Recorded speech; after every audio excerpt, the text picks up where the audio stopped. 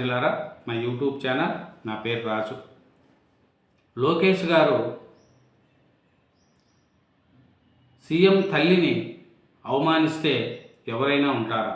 అంబటి రాంబాబుపై లోకేష్ గారు ఫైర్ అవ్వడం ఎందుకంటే అంబటి రాంబాబు గారు మాట్లాడిన మాటలు చిన్న విషయాలని జగన్మోహన్ రెడ్డి గారు చెప్తూ ఉండడంతో దానికి లోకేష్ గారు మాట్లాడుతూ ఎవరైనా సరే సీఎం గారి తల్లిని అవమానిస్తే ఎవరైనా ఊరికే ఉంటారా?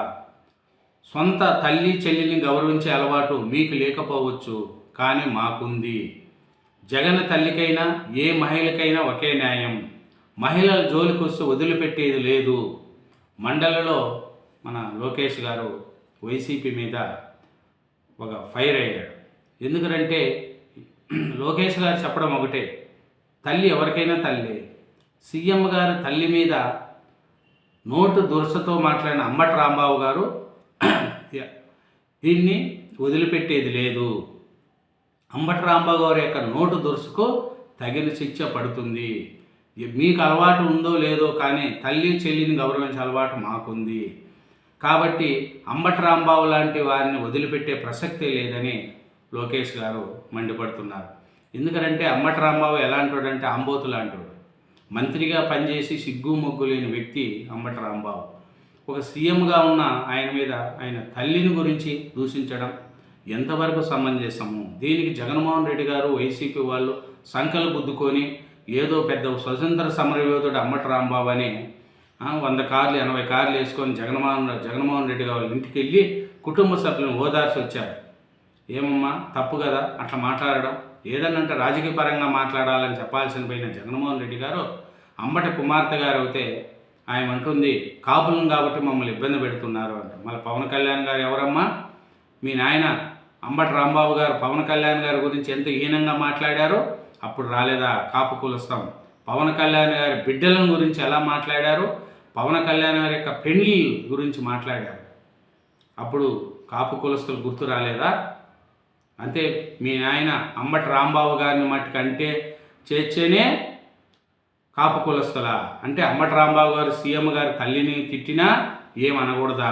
ఏం కేసు పెట్టకూడదా? ఆయన నోటు దుర్స ఎందుకమ్మా? అంబటి రాంబాబు గారు మంత్రిగా పనిచేశాడు. పోలవరం గురించి చెప్పంటే నాకు పోలవరం గురించి నాకు తెలియదు అంటాడు.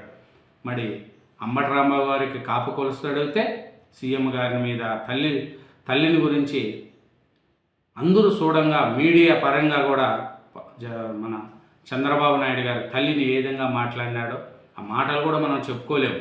అట్లా మాట్లాడారు. ఇప్పుడు మన లోకేష్ గారు అదొకటే అంటున్నారు, నేను వదలను. సీఎం గారి తల్లిని అవమానిస్తే ఎవరైనా ఉంటారా అనేది కూడా అంబటి రాంబాబు మీద ఫైర్ అయ్యాడు లోకేష్ గారు. అంబటి రాంబాబును అక్రమంగా అరెస్ట్ చేశారని వైసీపీ వాళ్ళు శాంతి భద్రతలు క్షీణించాయని వైసీపీ వాళ్ళు అంటున్నారు. ఏం శాంతి భద్రతలు క్షీణించినాయి వైసీపీ వాళ్ళకు? ఏమంటే అంబటి రాంబాబు ఏమన్నా స్వతంత్ర సమరయోధుడా? లేకంటే రైతుల కోసం ఏమన్నా ధర్నా చేసినాడా? లేదా రైతుల కోసం ఏమన్నా నిరాహార దీక్ష చేశాడా? నోటు దురస దరిద్రుడు కాబట్టి సీఎంగా ఉన్న చంద్రబాబు నాయుడు గారి తల్లి మీద నోటుకొచ్చినట్టు మాట్లాడుతున్నాడు అంబటి రాంబాబు, ఆంబోతు రాంబాబు. అది ఎంతవరకు కరెక్టు?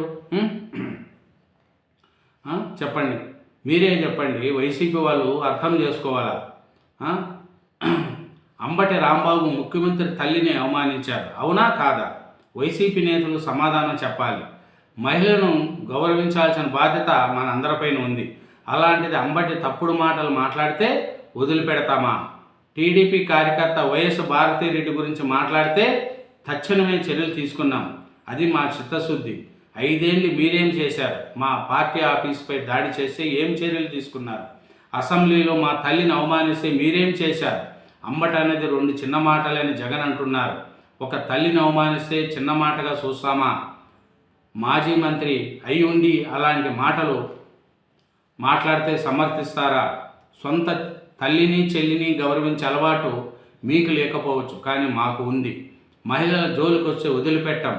జగన్ తల్లి విషయంనైనా ఇంకెవరి తల్లి చెల్లి అక్క కూతురు గురించి తప్పుగా మాట్లాడితే ప్రజాప్రభుత్వం వదిలిపెట్టే ప్రసక్తి లేదని CM Chandrababu, deputy CM Pawan Kalyan చెప్పారు.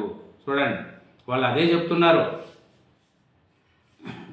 ఏదైనా మాట్లాడితే ఎవరిని వదలము. మా తల్లిని గురించి మాట్లాడినా వదలం, జగన్మోహన్ రెడ్డి గారి తల్లిని గురించి వదిలినా మేము వదలము.